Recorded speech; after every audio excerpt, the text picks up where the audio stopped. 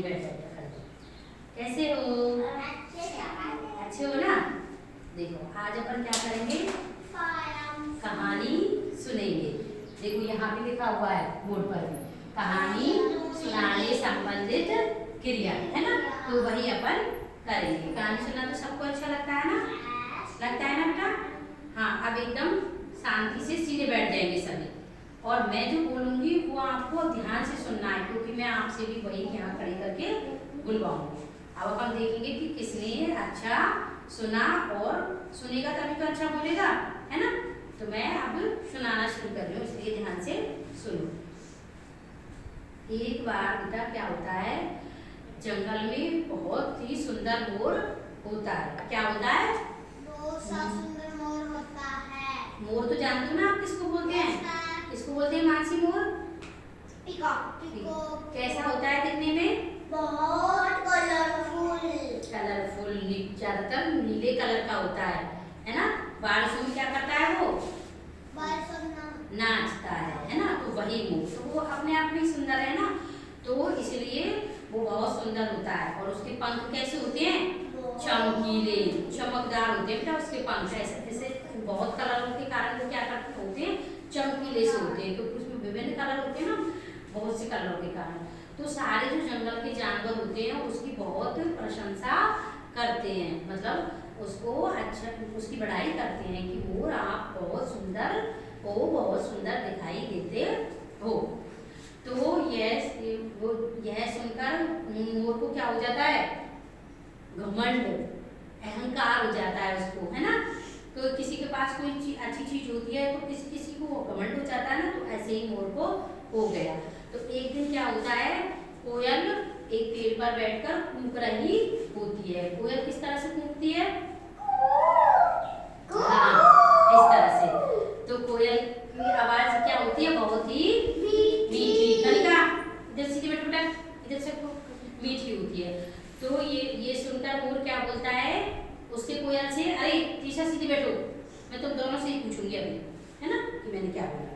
तो कोयल की आवाज सुनकर वो मोर कोयल की आवाज सुनकर कोयल से बोलता है कि तुम्हारी आवाज तो इतनी मीठी है, लेकिन तुम्हारा रूप तो बिल्कुल ही काला है, तुम तो रूप से काली हो, मैं कितना सुंदर हूँ। यह सुनकर कोयल मोर से बोलती है कि हर किसी में कोई एक ना एक गुण होता है, जिसके हमें इस तरह किसी का मजाक नहीं बनाना चाहिए, और अपने ऊपर क्या नहीं करना चाहिए?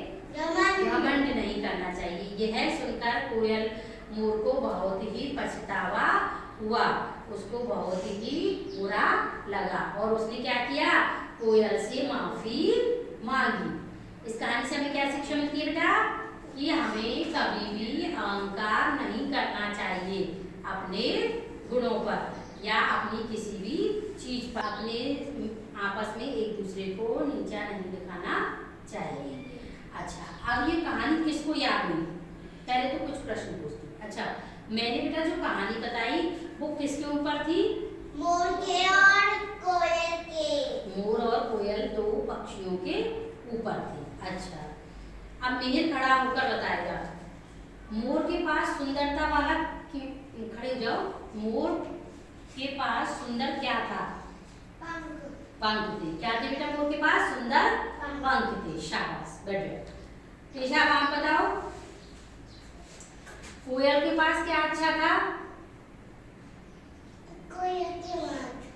कोयल की मीठी आवाज। बैठ जाओ, शाबाश।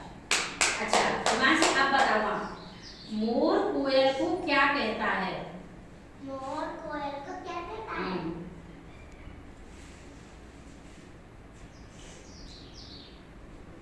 मोर कोयल को क्या कहता है?